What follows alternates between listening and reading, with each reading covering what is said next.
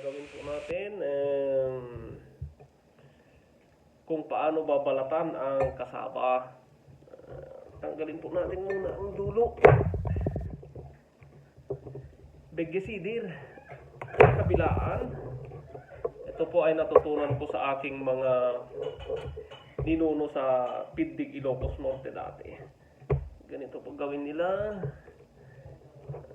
Ginagawa po, kinakat muna dito, palibot, spiral. Spiral. Ingat po sa kamay. Tapos, pagdating sa dulo, tapos, ganun po. Ganito po gawin natin. Tatanggalin dito. Yan. Yan, ganyan. Medyo maingay po ngayon doon sa kusina kasi yung Queen of my heart is making some pandesal. Kasi, ganyan po.